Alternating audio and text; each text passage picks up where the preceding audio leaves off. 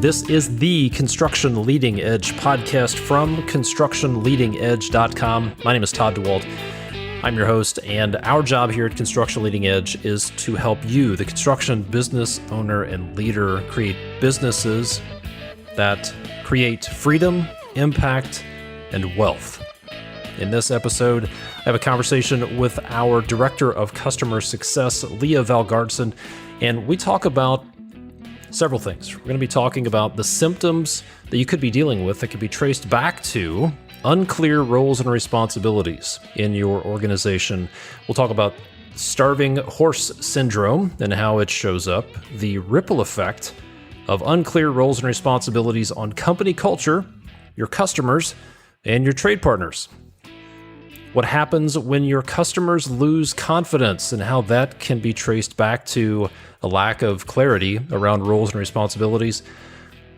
There's one reason that you may never be able to sell your business or transition it to your family members or to key employees. We'll talk about what happens when a business, quote, gets small again, according to the book, The E-Myth, the unexpected side effects of doing the work to create your accountability chart and have a good organizational design. And then we'll paint a picture of what it could look like when you design your organization for the future. We'll get to that conversation between Leah and myself in just a few minutes. Before we do that, here are a few resources I want to share with you. Are you tired of chasing down field reports? Raken's easy-to-use software helps you connect the field to the office. That way, you get the progress updates you need without wasting hours on the job. With Raken's mobile app, field crews can share updates as they build. Everything from daily reports, time-stamped photos and notes, to time cards, checklists, and production data. All that field data is turned into a professional, branded PDF report, making it easy to see and share how a project is going. With Raken's web dashboard, the office can track projects in real time and find actionable insights to improve them. Give your field crews an app they'll actually use and get the data you need to build better projects. To learn more, go to rakenapp.com. That's RAKENAPP.com. All right, here we go. Let's get into my conversation with our Director of Customer Success, Leah Valgaardson. We'll talk about the side effects of a poorly designed organization and the starving horse syndrome. Enjoy. All right. Leah, how are you this morning? I'm very good. How are you, Todd? Good. So you've been doing some great work with our clients in the Systematize Your Construction Business program, as well as the Move the Needle Challenge. And so we're going to talk about some of the issues surrounding some of the root causes. There's a not so apparent root cause of the chaos in a lot of the businesses of people we work with. And it revolves around a lack of clarity when it comes to roles and responsibilities. People don't know their lane. There are questions like, who has the ball? Do I have the ball? Who's responsible for this? And so let's dig into this. We'll talk about some of the symptoms, some of the ripple effects, and then what it might look like, and share a few stories of folks that we've seen. So you've got a few questions to tee this up. I'll let you take it from here. All right. Thank you, Todd. All right. So what are some of the symptoms that an organization has issues, or when an organization has an issue with roles and responsibilities? What are some of the symptoms? Yeah. So it's like, when several years ago, I was convinced that I needed shoulder surgery. I had this excruciating pain in my left shoulder, and the pain was actually down in my left arm. So I went to an orthopedic surgeon. I just knew that I needed surgery.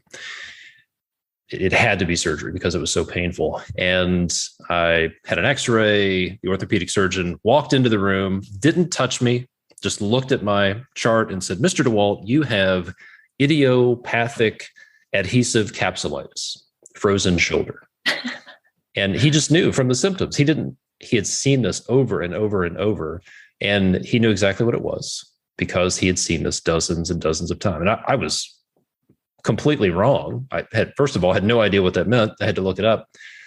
And so I thought I knew what it was. And it's similar with the folks that we work with. We see these symptoms over and over. And a few of them include what I would call, one of them is a low confidence environment where team members just aren't confident that they're responsible for something, or they're not confident that they have the authority to make a decision. So what that means is they're constantly asking how to do something, and they're not being decisive. They're not taking action. And in a lot of cases, that means they're asking the owner, or they're asking somebody else, hey, how do I do this? Or they're waiting back because they don't have the confidence that it's their decision to make. They don't have the confidence that they have the authority to deal with an issue, to deal with a client. They don't have the confidence to tell the client no in a lot of cases. So that's one of them. Another one is what I call the starving horse syndrome. This goes back to an old saying, an old folksy saying, that the best way to starve a horse is to have two people feed it. And when two people are responsible for something, that means nobody's responsible. And it sounds really simple, really basic, but it's true. When two people are responsible for dealing with change orders, or communicating with the customer, or issuing a purchase order, or ordering materials, like, I thought you did this. No, but last time you ordered the windows. No, last time you cut the POs. Right. So you end up with these starving horses because two people are feeding it. So when two people are accountable for something, nobody's accountable. So there are these starving horses. And then there's this interesting dichotomy. In a lot of cases, it's either toe stepping or details falling through the cracks, where you have multiple people doing the same work. So what that looks like, I was actually sitting in a conference room with one of our clients' entire teams, eating lunch while we were doing a deep dive. And they told us, they said, hey, they were talking about this landscaping trade partner. And it turned out that the landscaping guy had called every person in that room. There were 5 or 6 people in the room. They called every person in that room except the project manager on that project. It's called the owner, called the finance person, called the 2 or 3 superintendents. So we had 3 or 4 or 5 people, everybody but the person who was supposed to be solving the problem, dealing with this. So this happens with trade partners, with customers. So you have all this duplicate effort, people stepping on each other's toes, often giving out different opinions and different guidance, which just causes all sorts of problems. Or you have things just slipping through the cracks where nothing gets done and it just falls through the cracks. So nothing happens. A common symptom of this is when owners think they have a personnel problem. They say things like, I wish my team would take more ownership.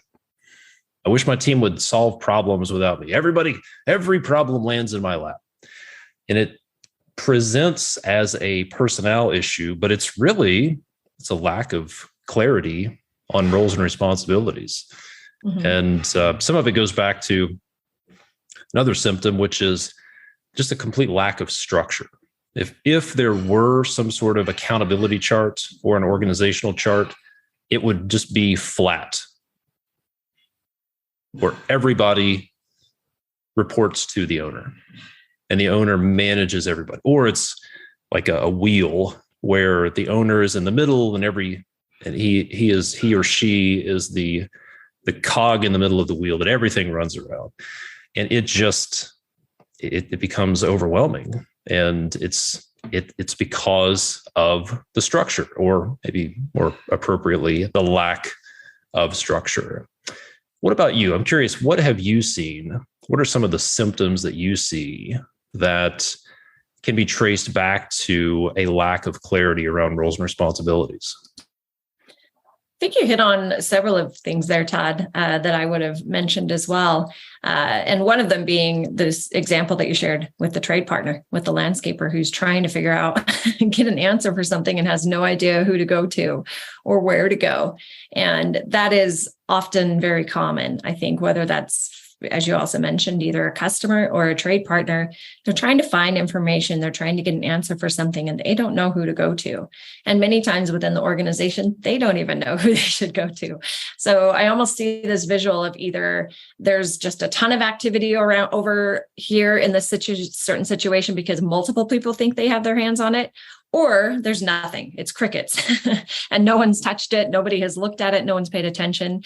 But the benefit of having something like this in place, it's everybody very clearly knows their lane, versus the chaos and the frustration and the confusion and just the lack of ownership, as you also mentioned. It's just, it's really hard to get work done in a situation like that, where people either have their hands off completely, like that's not my job, or there's multiple hands in the bucket. Yeah, that's very true. Where that's not my job, or I'm not sure if that's my job. Right. And maybe even it might be good if people would say, hey, that's not my job. That's not my lane. Mm-hmm. But what's worse than that is when people are thinking, I'm not sure if that's my job, or I think that's somebody else's, or it just changes from week to week or month to month. And when nothing's happening, crickets, as you said, because nobody's saying that's not my job, or they're not saying that's not my job. It's just not happening. So right. Like when long lead time materials aren't getting ordered, that causes huge problems. If somebody doesn't order appliances, they don't order windows. I just talked to an electrical contractor over the weekend. He's a project manager for a commercial electrical contractor. And he told me that their switchgear and panel packages have a lead time of like 50 to 80 weeks. So if there's a lack of clarity about who's supposed to approve and order that stuff, you could be looking at a year delay. Mm-hmm. But on a smaller scale, nowadays with the supply chain as it is, if somebody doesn't order something when it needs to be ordered, you could have months of delays, which causes all sorts of ripple effects. Yeah. Not a good thing. And I think when certain people on your team say, I'm not actually sure what my job is, or I don't know what I'm supposed to be doing, that's something to be concerned about, something to pay attention to. Definitely. Yep. And we've actually heard that. We have recently, where people have come out and said, you interviewed some folks from one of our clients' teams, one of our clients' team recently, and what were some of the statements that you heard? Just that exactly. I don't know what my job is, or I don't know what my title is, or I don't really know what I was hired to do. And that's an interesting thing all the way around, really. I consider that from an employee standpoint. And I think, wow, you accepted a job that you don't really know what that job is. And then being in a role and not knowing what that is and feeling like you're pulled in multiple directions every day because you're getting asked to do different things, or you're sitting there twiddling your thumbs, not knowing what you should be doing because that hasn't been clear for you at all. No matter what circumstance that is, it's taxing on the individual and it's taxing on the company. Absolutely. So, Todd, when roles and responsibilities are not clear and people don't know what they're responsible for, there are definitely some not so apparent ripple effects. We've talked about a few of the symptoms, but let's talk about the effect on the company culture for a few minutes. This is maybe something that we don't consider when we're talking about having those clear roles and responsibilities. Yeah. Today, here we are in the middle of 2022 and in this skilled labor shortage where it's incredibly difficult to find talent I actually shouldn't say that. A lot of our clients are having great success finding talent, maybe because they're attracting people away from environments like who haven't solved these problems that we're talking about. But it's incredibly important to be able to be the employer of choice, to be able to attract and retain top quality talent. Yes. So some of the ripple effects, some of the not so apparent things. We talked about some of the direct impacts where you have people saying, I don't know what my job is. I'm not sure if I'm responsible for this. I don't know what I was hired for. That's like pretty obvious. But some of the ripple effects would be when someone is in a low confidence state, when they're not confident that they're doing what they're supposed to be doing. They're not confident that they're winning. They're not confident that they're meeting expectations because they have no idea what those expectations are. Then that means they're in a situation that's pretty stressful because they don't have control. They don't know if they're winning. I've been in this situation where I didn't know what the expectations were of me, and frankly, I thought at any point somebody's going to walk into my office and say, "Hey, Todd, you're fired because you're not doing what you should be doing." And I'm like, I have no idea what I'm supposed to be doing. And that's not a good place to be. That is a high stress environment. When people are worried about losing their job, when they're worried about not meeting expectations, that causes stress. And those are the kind of environments that people leave. They leave high stress environments to go somewhere else. The next thing is nobody likes to waste their time. Sure, you might say as a business owner, yeah, but they're getting paid, either paid by the hour, they're getting a good salary. They should just do stuff twice or three times. But nobody likes doing that. Nobody likes to waste their time. At least A players don't like to waste their time. People who are A players, they want on your team. The people you want on your team don't like to be inefficient. They like to be productive. They like to put points on the board. They like to know they're winning. They like to know what winning looks like, and then they like to win. Yep. And that is incredibly valuable. Speaking of A players, in the environment where roles and responsibilities aren't clear, the A players tend to carry too much of the load. This is one of the downsides of being really good. If you're really good, I've seen this, one specific example, the A player ends up doing a disproportionate amount of the work. And the B players are more than happy to let her do that. And they're just constantly asking her, hey, asking for information, asking her to pick up their slack.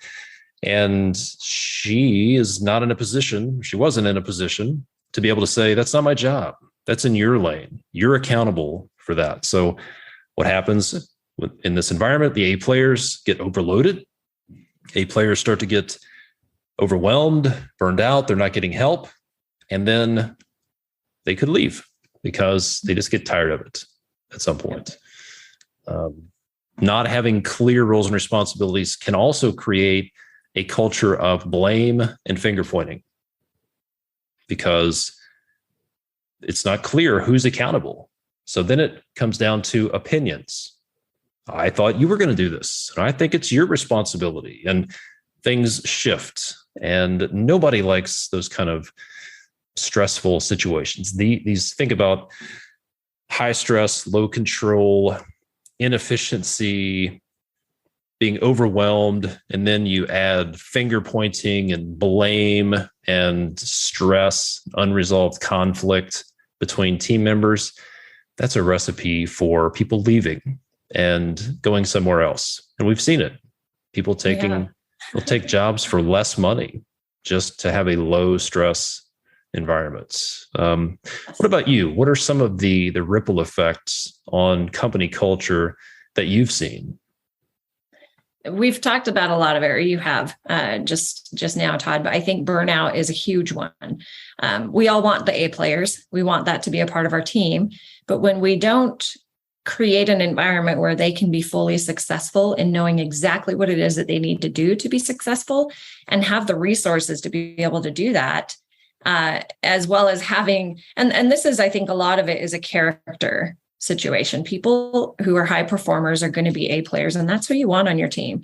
You can also help guide and train people to become A players. But if you're not very intentional about how you do that, if you don't have those lanes clearly defined and people know exactly what they're responsible for, you're going to have an environment where you're going to have a lot of A players who are just going to do those things because that's who they are. And then you're going to have maybe some of the B and C players, and they are the ones who are going to offload onto that A player as much as they can. And to your point, you're going to lose those good people. They're not going to do it for too long. They're going to do it because that's their integrity and that's who they are. But after a while, they're going to realize, okay, this isn't working for me. And vice versa, for those who are maybe not so interested or willing to do quite as much, or don't even know what it is that they're supposed to do, their self-confidence drops significantly because they don't have that clarity. And it just feels good when you know what you're supposed to do, you know what your target is, you can hit it and you can hit it successfully.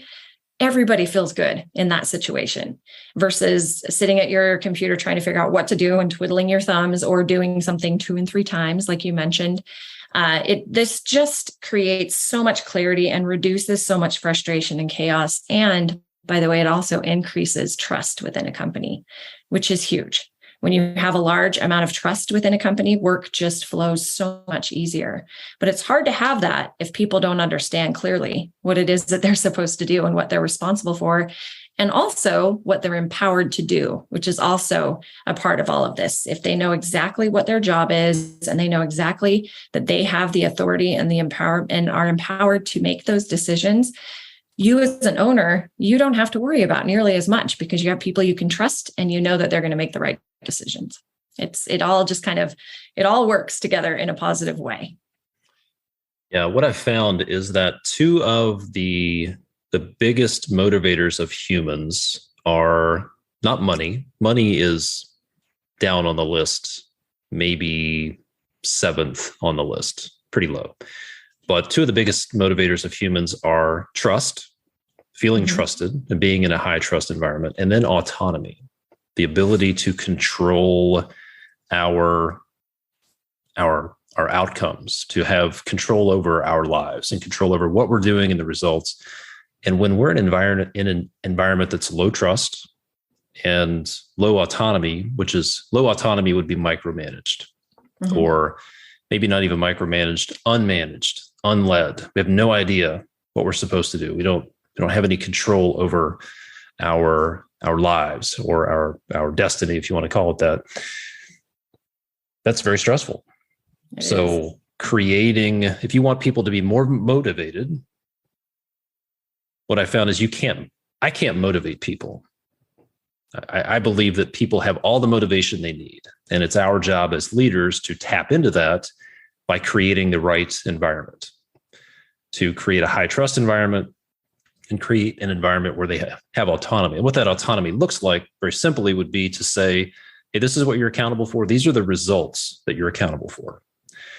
Deliver projects on schedule, on budget, quality, customer satisfaction, whatever your outcomes are, to answer the question, what does winning look like? These are the results you're accountable for, and then leave them alone. Let them deliver those results within certain guardrails.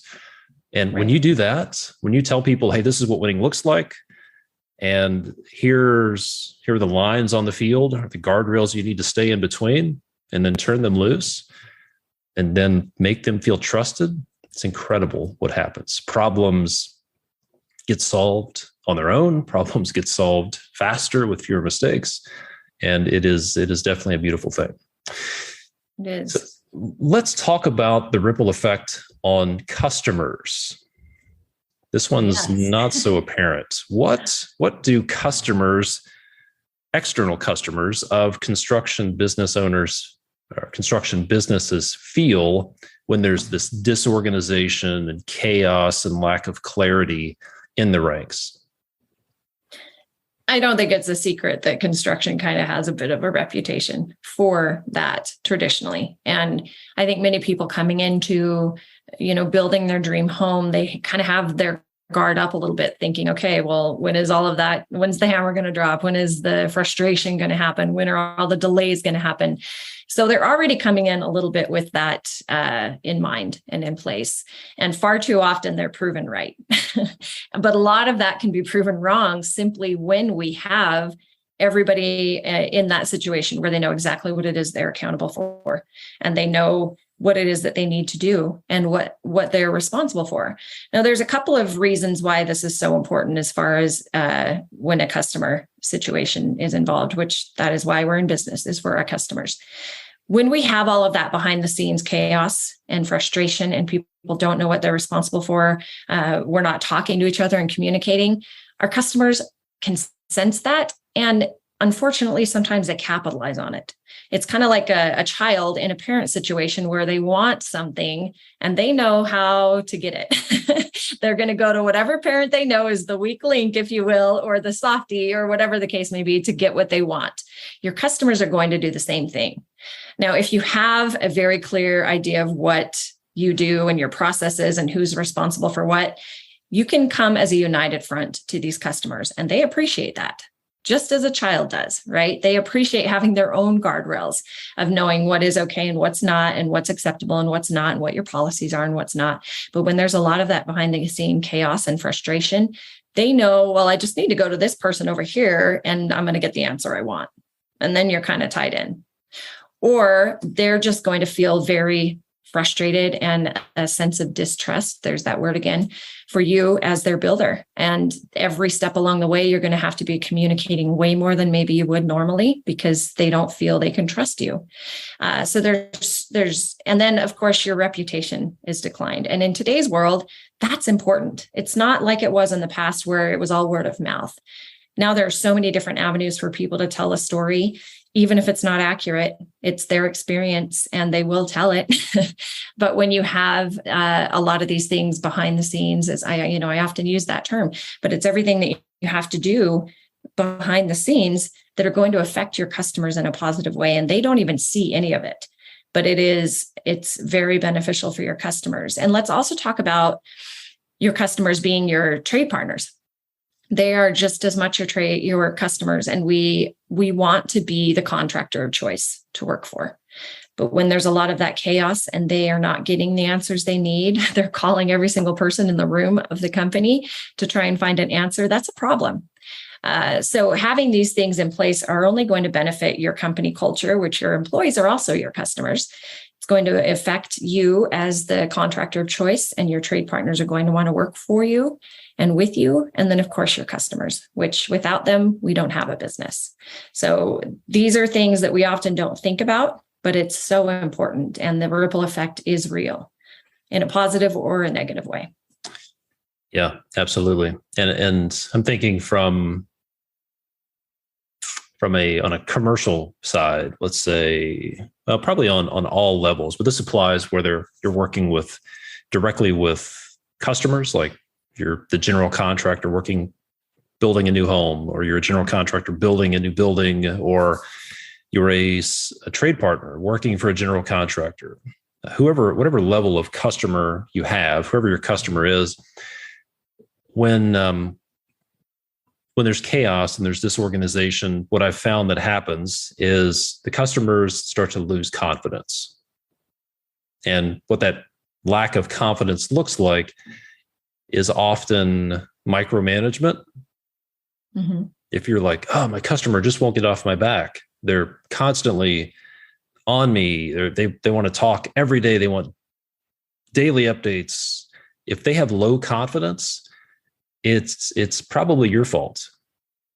You're not giving them what they need, or they've seen this chaos. Maybe I've been the customer. I've been the general contractor managing trade partners. I've been the owner's rep managing general contractors.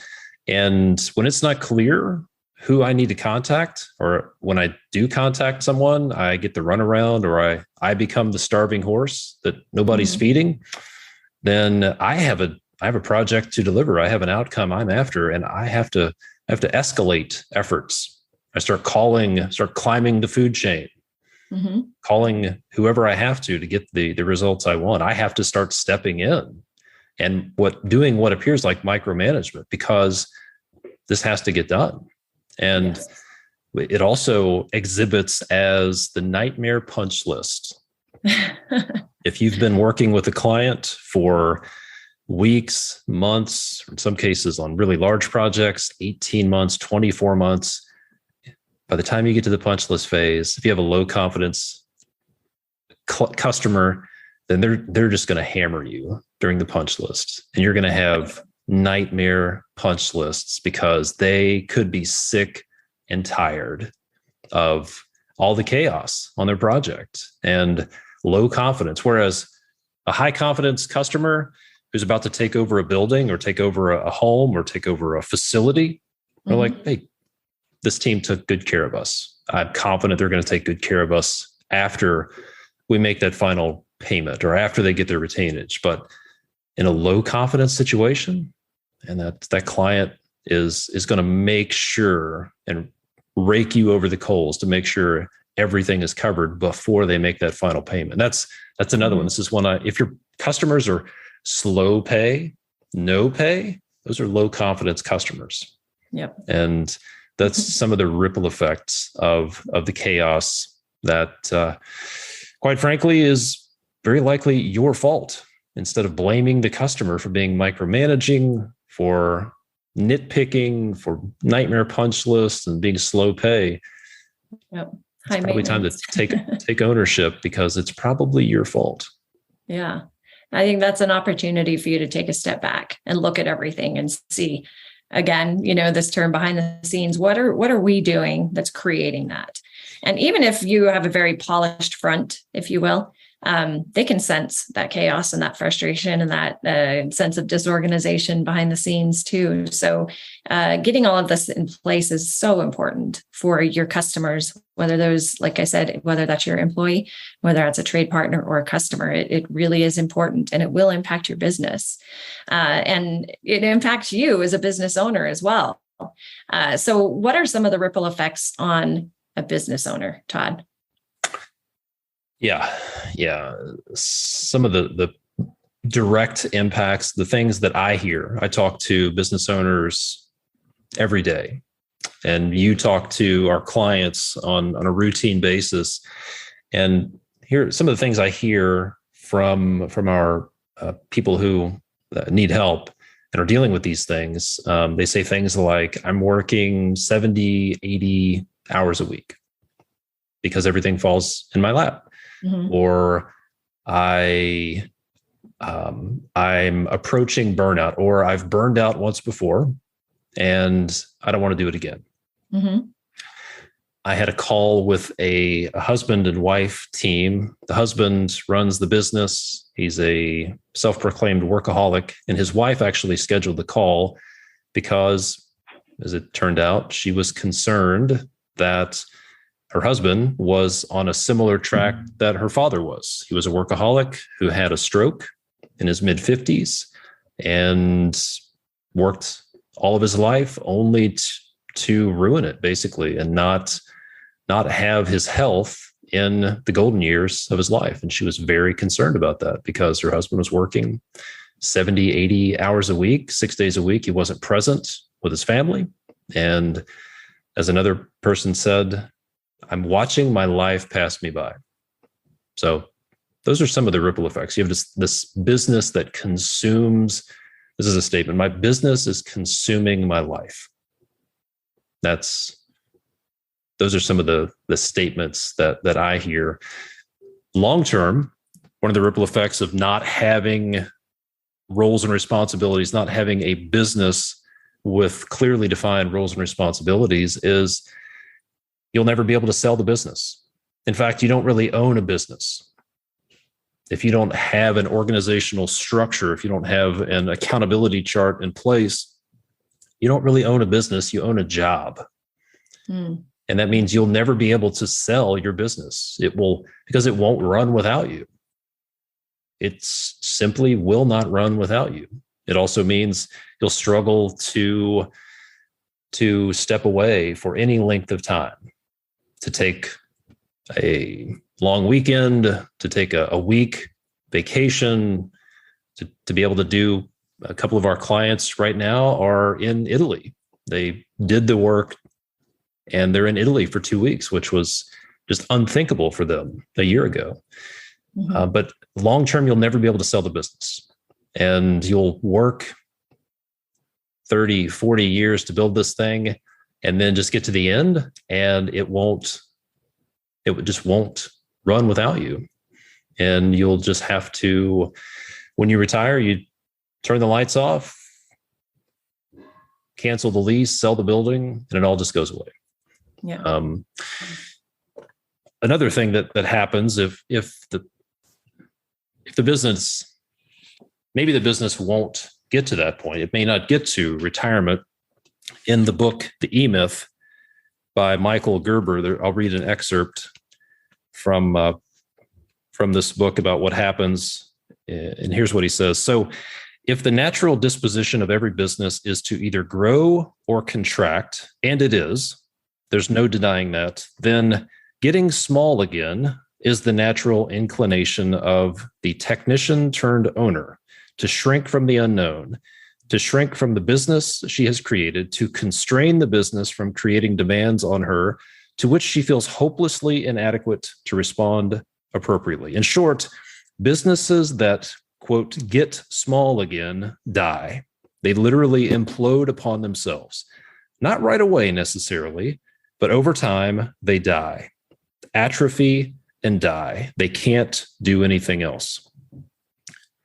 So a business that doesn't have clearly defined roles and responsibilities hits what I call a ceiling of complexity, and where it can't grow anymore. And businesses either grow or they shrink.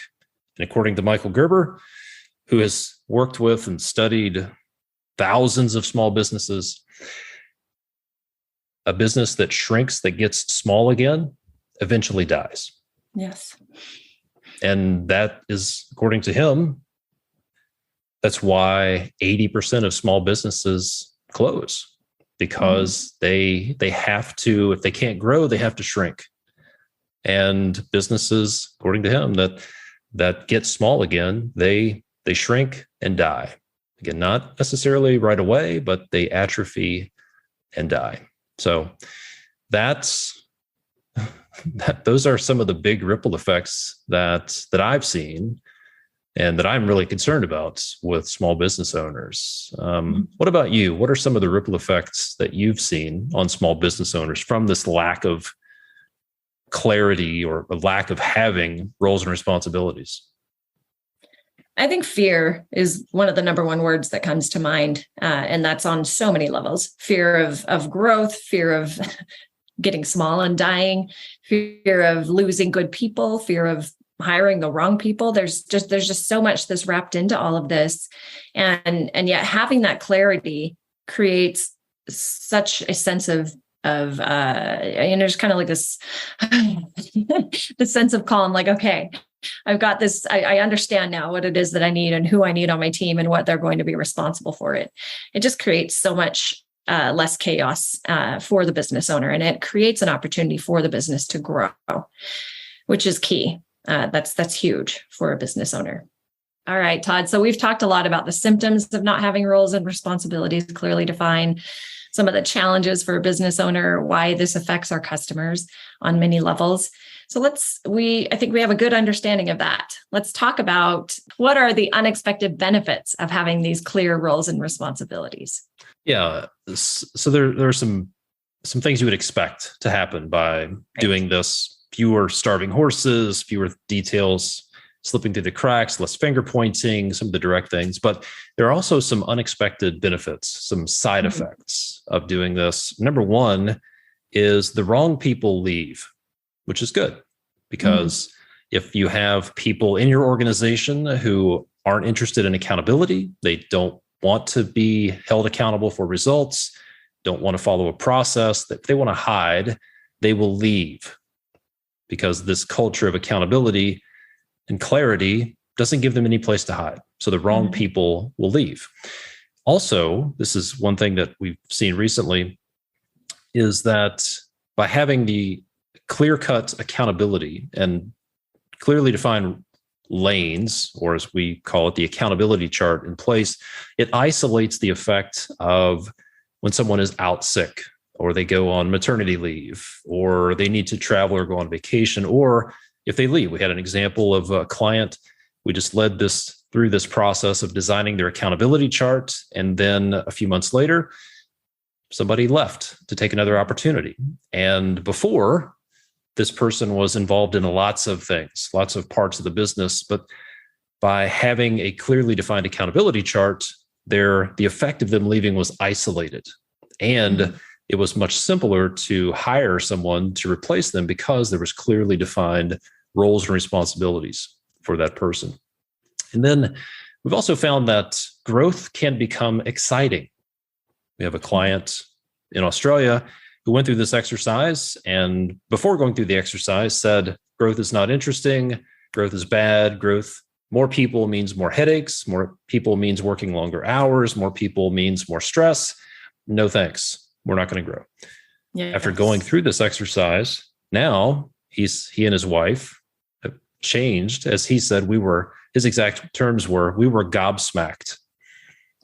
And I think that translates from Australian to American, but they were blown away because they realized their approach to growing the business was wrong. So now they're excited about growing. And what's happened is they've hired a key team member.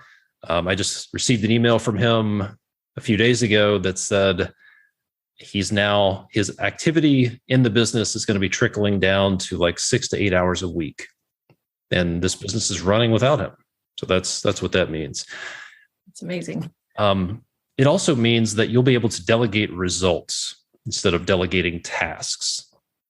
Like clearly defining the outcomes or the results that people are accountable for, you can delegate those results and then hold them accountable for delivering those outcomes, not managing and micromanaging every little task. What about you? What are some of the unexpected benefits or side effects that you've seen? I think it's probably natural to assume that there would be some pushback from your team if you do something like this.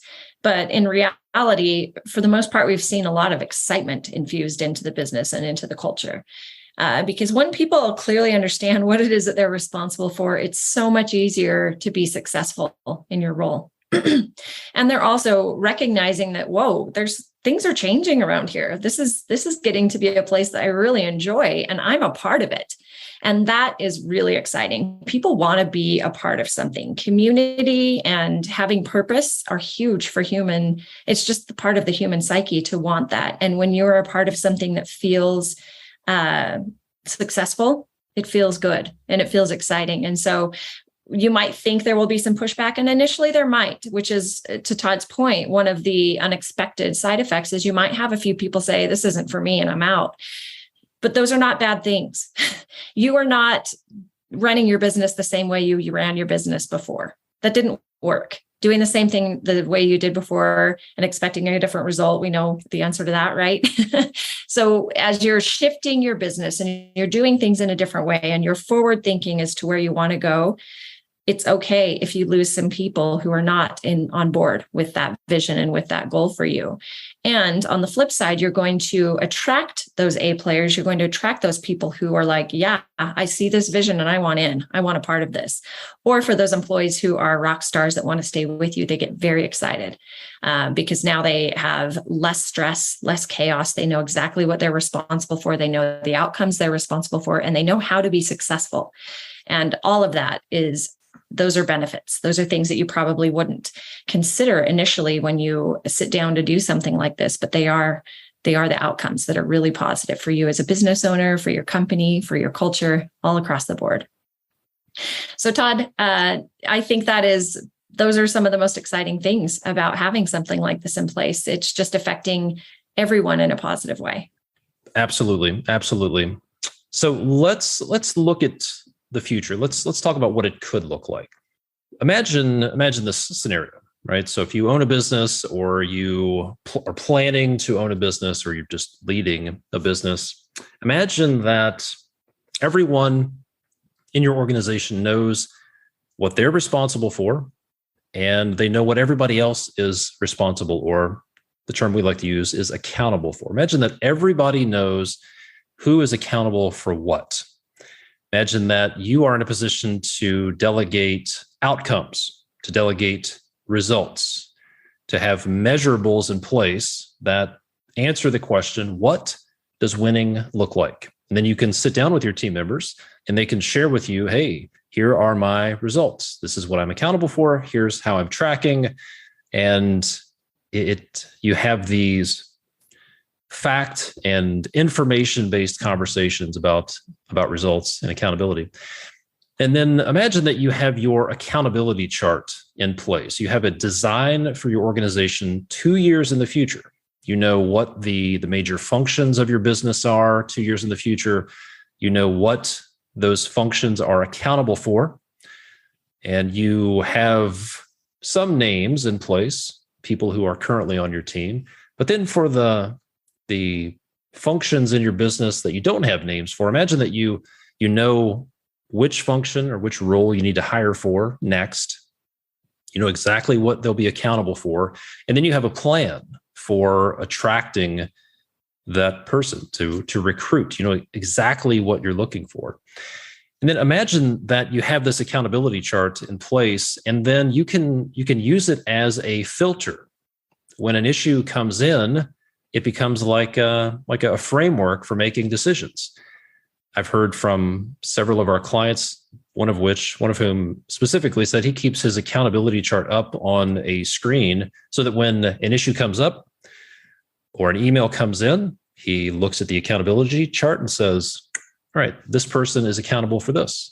And he said there were several times that he started typing an email up and then realized, wait a minute, this is not mine. I'm not accountable for this. Somebody else is, and just deleted the email and then let the other person on his team take care of that. So imagine that you can bring team members in and they have clarity on their career path. They know what is next. What's the next progression in their career in your organization? And you can clearly say to them, we want to bring you in here, and then this is next. And then after that, this is what we have in mind for you. And then imagine that your team is confident in what they have the authority for, confident in what who actually has authority to make decisions if it's not them, confident what they can say no to. Imagine that they have a lower stress environment, that the culture, the vibe on your projects and in the office is more energetic, more positive. Imagine what that would be like. And then imagine that you have more time to focus on the things that only you can do. Think about this. What if you had 4 hours a week to do really high value, high leverage activities? What would you spend that time on? If you could reclaim the time that's currently being spent responding to problems that somebody else should be responding to, dealing with unhappy customers, dealing with people doing damage control with employees and trade partners. What if you could reclaim that time? Let's say it's just 4 hours. What would you spend that time on? And then what would that do for you? Maybe it's not even related to work.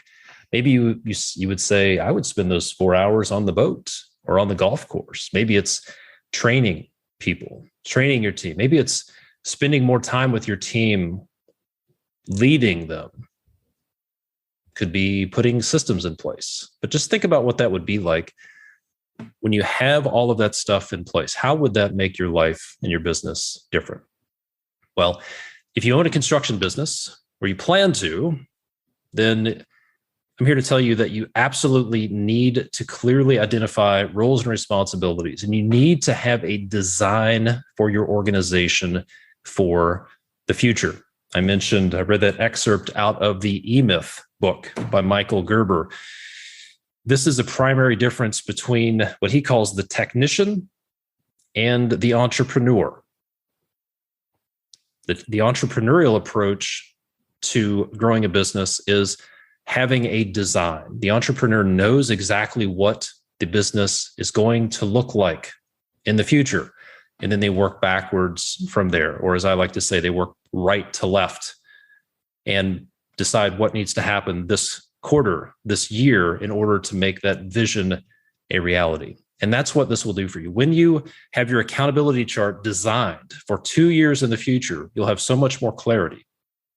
In the short term, it will help tremendously solve a lot of these problems we've talked about in this episode, and it will help you avoid some of those really painful problems that most small businesses are headed for, quite frankly.